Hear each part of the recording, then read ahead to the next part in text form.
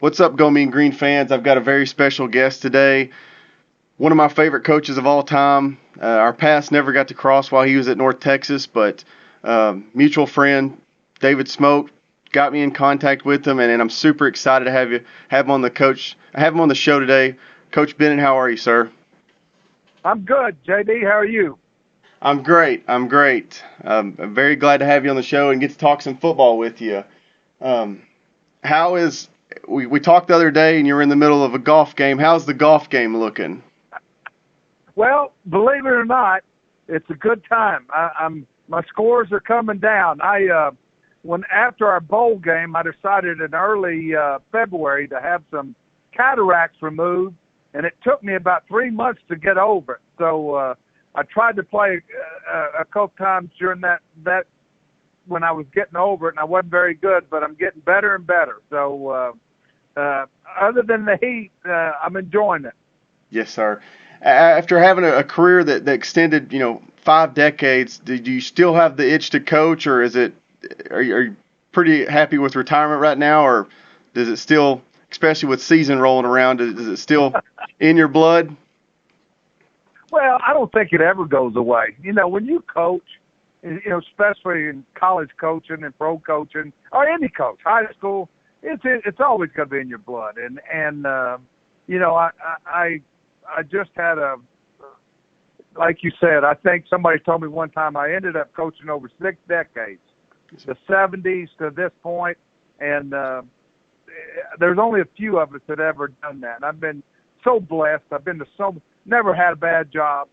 Some were better than others, but what's crazy, after I was done this year, I ended up, I got a couple of really good job offers. I couldn't do it. My wife is here. We had some plans we were trying to do. I was going to have a grandson born, so I sort of slowed down. And I did take some trips. I did some consulting in spring and went to some colleges that I'd played, people I knew. Really enjoyed that. But now that football's here, I am missing it a little bit. And, you never say never, but right now I'm just a fan. Yes, sir. With Saturdays rolling around, is college football on from start to finish at the Bennett household, or is it you kind of flip? You know what? It's funny you say that. Julie is my second wife after I lost my first wife when I was at Kansas State, and she was never, she wasn't involved in athletics per se. And now, she's the first one putting on game day. We started game day, and we watch it, and I think I watched the Auburn Cal game last week. It finished at 1:30, so I started at 9 or whenever 8 game day started. So it was an all day, all night function. One last question on that. A coach like yourself, are you able to watch the game as a kind of a fan, or you find yourself kind of critiquing defenses, trying to figure out ways to stop offenses? How does Coach Bennett watch a football game? Well, I'm a coach. I critique. I don't want to use critique. I want to see how people line up on defense. I want to see what the offense is doing to attack the defense or vice versa. I've told people this in my career.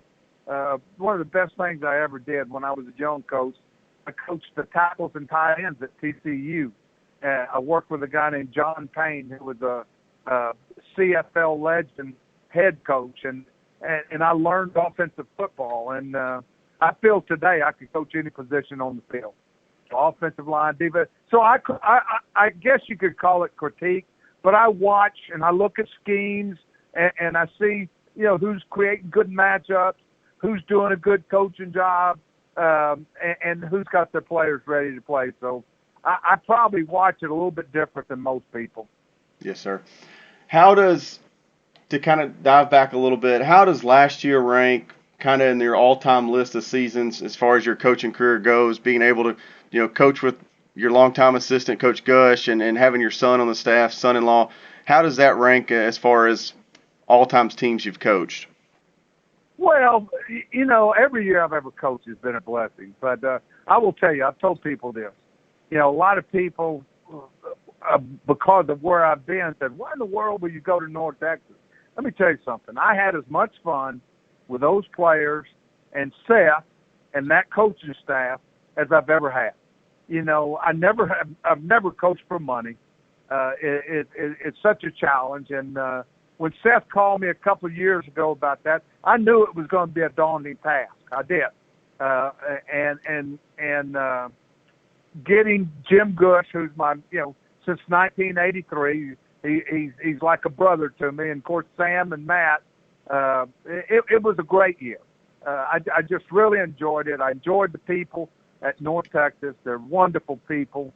And I really enjoyed those players. The players are what makes it fun. We had both years I was there, I really enjoyed those kids. And, I just think that there's something about the interaction with guys you think that are trying to give you everything they got. And I thought we were able to get that. One last question about last season. Is there anything you wished, I mean, hindsight's 2020, but anything you wish you'd done different maybe at your time at North Texas? You always can look back. I of course, I love Seth Luttrell. And Seth, people ask me, not many people get fired that go to the championship. And I know people get tired of coaches and things, but that was really a good staff. I mean, you look on offense and Seth and Mike Blash and Cobby, Adrian Mays, Tommy Maynard. We had a really nice staff on offense, defense. Probably, and Seth tells me, and I think true, probably the best staff he had. I just wish it could have been at an earlier time when people weren't so decisive on their thoughts. The one thing I wish that I would have done, I wish I would have contested that the first time we played UTSA down there on that fourth down play. The guy told me, I said, they chop blocked our end. And he was sitting there and he went over there, and I wish I wouldn't have said anything to the official because they picked up the flag and waved it off. I think because I probably told him I saw it. And then we get the results. You know how they check you send in, there was 4 penalties on that play, and all of them were against UTSA, and it decided the game. So I wish I'd have kept my mouth shut. Yes, sir. You spent 2 years at North Texas. As a North Texas fan, I've heard us many times be referred to as a sleeping giant. It can be at the next level. We've also heard, coaches leave. I've never heard Seth say a bad thing about North Texas, but coaches in the past, say you can't recruit to North Texas, a number of excuses. Do you think it's possible that North Texas can go to take it to the next level? And if so, what needs to be done to make that possible? Well, absolutely, I do. I didn't know that much about North Texas until I went there. I think, number one, it's almost like real estate. It's location, location, location. And I think that they've got a great AD. I think Jared Mosley's going to do wonderful things. I'm a Jared Mosley fan. I think the people he's brought in, and part of that is they could be, so beneficial to Eric and that staff with what they're doing, with budget, with from all the different things that are going on in college football, NILs, all those different things are crucial in making North Texas to be what they potentially can be. And you got to have somebody with a vision. I think obviously Eric took the job. He's got a vision for where he wants it. Jared, I know I spoke with him about it. And you've got to have people fundraising. It's crucial. They've got to get the money to update that facility there. The indoor, the practice fields are awesome. But the main facility needs to be reworked. I mean, there's got to be a commitment there. I think it's neat with the new sponsor for the stadium. I think there's a lot of positives.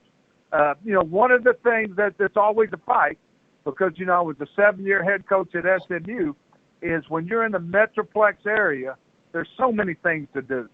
So you've really got to work to get the attendance, make it a happening, and by who you play, what your game day atmosphere is, and you've got to really have the backing of the administration, to get that done. So in my mind, is it possible? Absolutely. Is it going to take some work? Yes, it is. Yes, sir. You mentioned NIL, trying to kind of transition into recruiting. While you were at North Texas, y'all had great success hitting the portal. Mason Richards, Nick Naquassa, those names come to mind.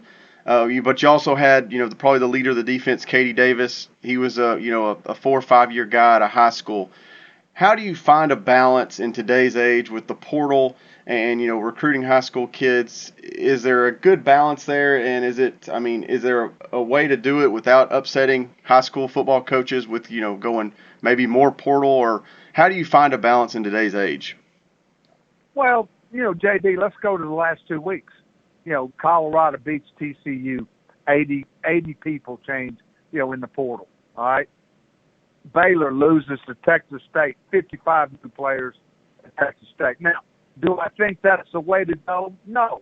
I think you got to have a balance. I think that when you've got to integrate the young with the old. Now, if you don't get some portal players, you're going to fall behind. I think there's no doubt. My philosophy, from my first year at North Texas to my second, because people realize it, but we basically lost 7 to 8 guys on defense that first year where we made so much improvement. And we had to get some guys in there, and that's where, Tom Tree, by the way, they're missing.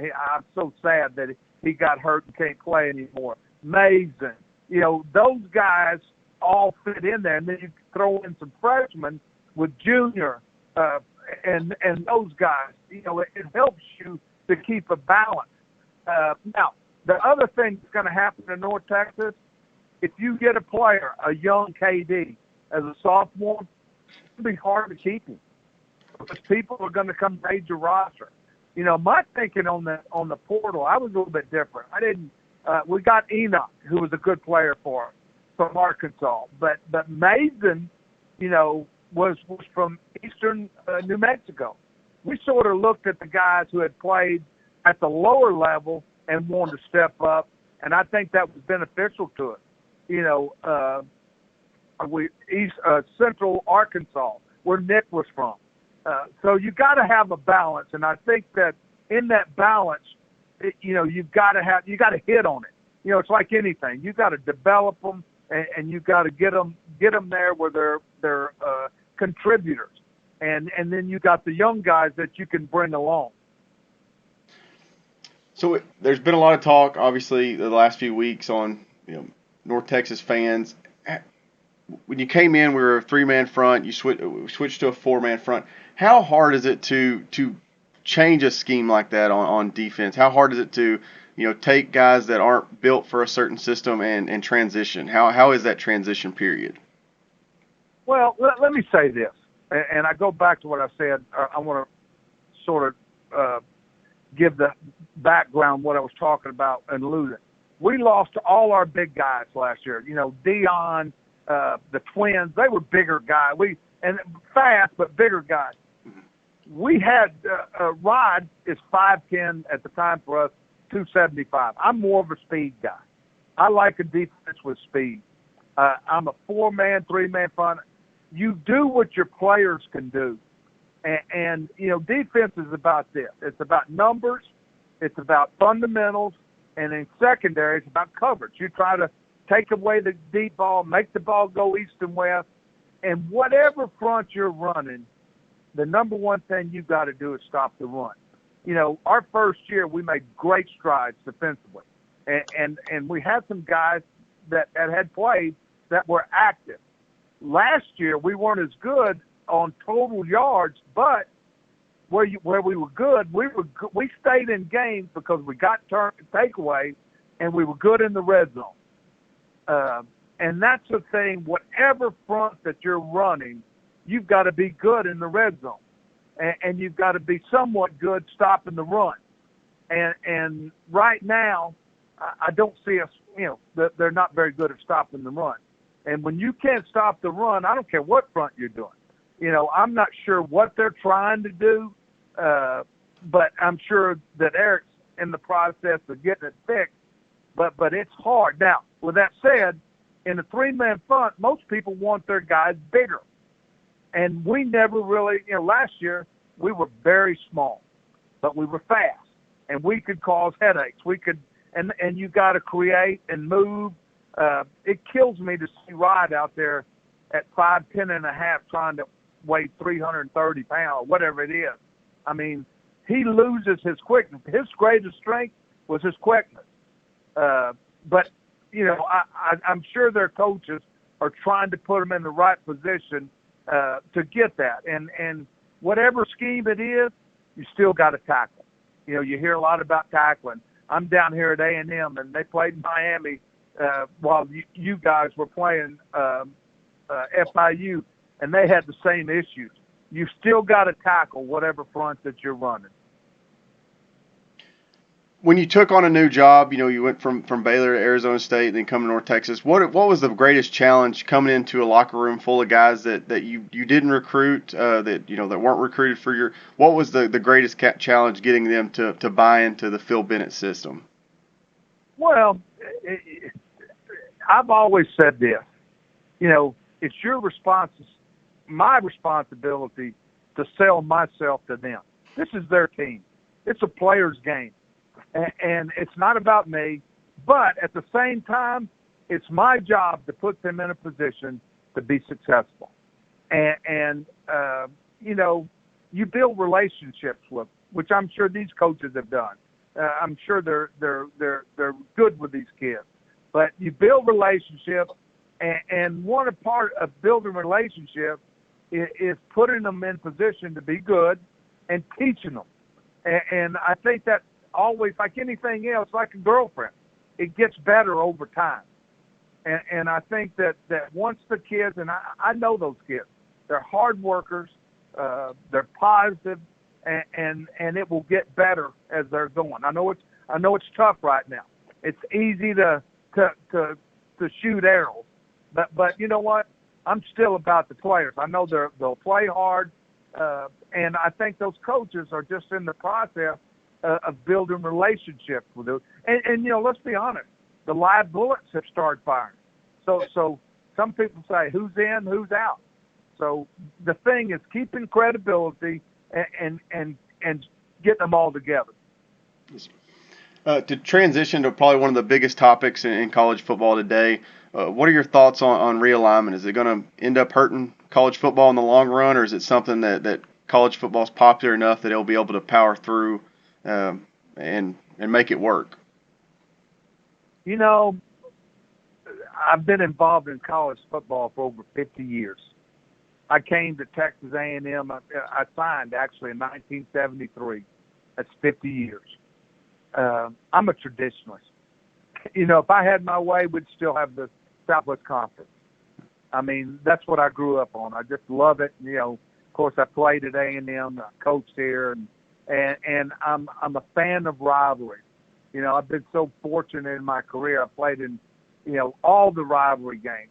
Texas A&M, Oklahoma, Texas, Arizona State, Purdue, Indiana.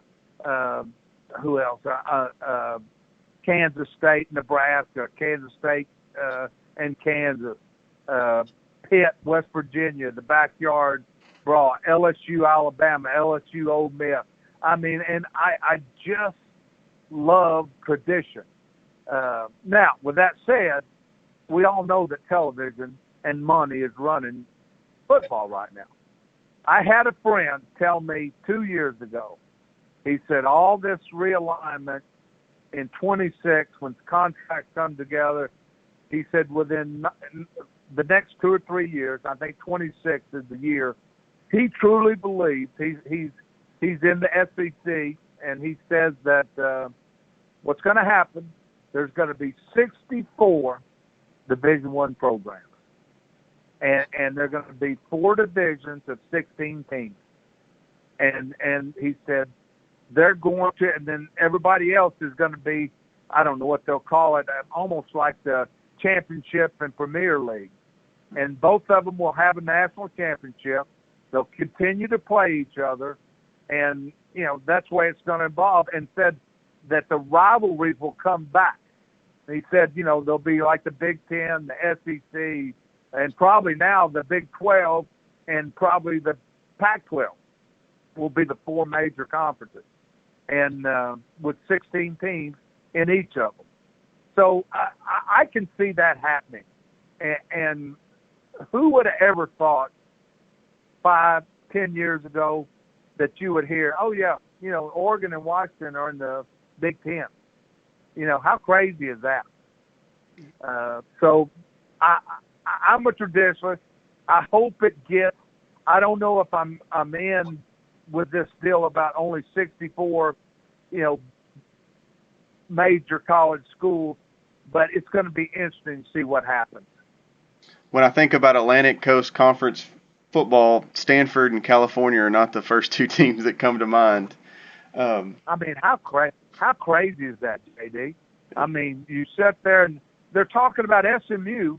I mean, SMU is going to have to be compensated by a couple of alumnus up to $200 million to keep them bankrolled to be in the ACC.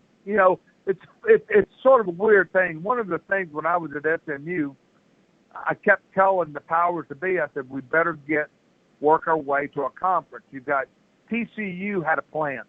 Gary was at TCU at the time. The AD was the guy that's at Texas now, and they had a plan. And in 2011, that plan took place. They became a member of the Big 12, and the rest is history.